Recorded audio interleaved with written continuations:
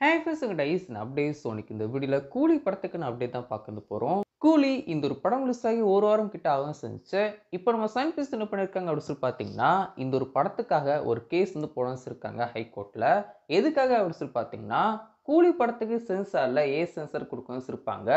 First இந்த ஒரு படம் ஏ சென்சார் அப்படின்னு சொல்லிட்டு அனௌன்ஸ்மெண்ட் பண்ணும்போது நம்மலாம் என்ன எக்ஸ்பெக்ட் வந்து பண்ணியிருப்போம், இந்த ஒரு படம் வந்து வயலண்டாக இருந்திருக்கும், ரொம்ப வயலன்ஸ் அதிகமாக இருந்திருக்கும். முக்கியமாக லோகேஷோட கரியர்லேயே one of the best action சீன்ஸ்லாம் இந்த ஒரு படத்தில் இருக்கும் அப்படின்னு சொல்லிட்டு எக்ஸ்பெக்ட் வந்து பண்ணியிருப்போம். பட் படத்துலேருந்து பார்க்கும்போது லோகேஷ் இவனால் பண்ண அவர் எல்லா படங்களும் இருந்த ஆக்ஷன் சீக்வன்ஸை விட இந்த ஒரு படத்தில் ரொம்ப கம்மியாக தான் இருக்கும்னு செஞ்சு. வயலன்ஸாகவும் இந்த ஒரு படத்தில் ரொம்ப கம்மியாக தான் இருக்கும்னு செஞ்சு. பட் அப்புறம் எதுக்கு ஏ சென்சர் கொடுத்தாங்க அப்படின்னு சொல்லி தெரியவும் செய்யல.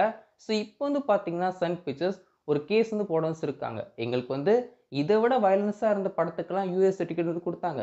பட் எங்கள் படத்துக்கு ஏ சென்சார் வந்து கொடுத்துருக்காங்க அப்படின்னு சொல்லிட்டு ஹைகோர்ட்டில் கேஸ் வந்து போட்டு வச்சுருக்காங்க. ஸோ கூடி சீக்கிரமாக அந்த ஒரு கேஸ்க்கான ரிசல்ட்டும் வர வரும். அண்ட் மோஸ்ட்லி அடுத்த வாரத்துலேருந்து இந்த ஒரு படத்துக்கான யூஏ சென்சாரில் தான் இந்த ஒரு படம் தியேட்டர்ஸ் ரன்னாக வந்து போகுது. ஸோ இந்த ஒரு விஷயம் முக்கியமாக பண்ணுறதுக்கு என்ன அப்படின்னு சொல்லி பார்த்தீங்கன்னா, இந்த ஒரு படத்தை யூஏ சென்சார் வந்து ஆக்கிட்டோம்னா ஃபேமிலி ஆடியன்ஸ் நிறைய பேர் படத்தை வந்து பார்ப்பாங்க அப்படின்னு சொல்லிட்டு சன் பிக்சர்ஸ் வந்து எக்ஸ்பெக்ட் வந்து பண்ணுறாங்க. பட் படம் ரிலீஸ் ஆகி கிட்டத்தட்ட ஒரு வாரங்கள் தாண்டி 2வது வாரங்களுக்கு அப்புறமும் இந்த ஒரு படம், அதாவது கூலி படம் இதுக்கப்புறம் தியேட்டர் ரன் ஆகுறது டவுட்டு தான். படம் வந்து ஒரு 500 கோடி, 550, 600 கோடிக்குள்ளே தான் கலெக்ஷனாக இருக்கு வந்து போகுது. லைஃப் டைம் கலெக்ஷன் கூலியை பொறுத்திருக்கும் ஒரு 600 கோடிக்குள்ளே இல்லை ஒரு 500 கோடிக்குள்ளே தான் இருக்கு வந்து போகுது.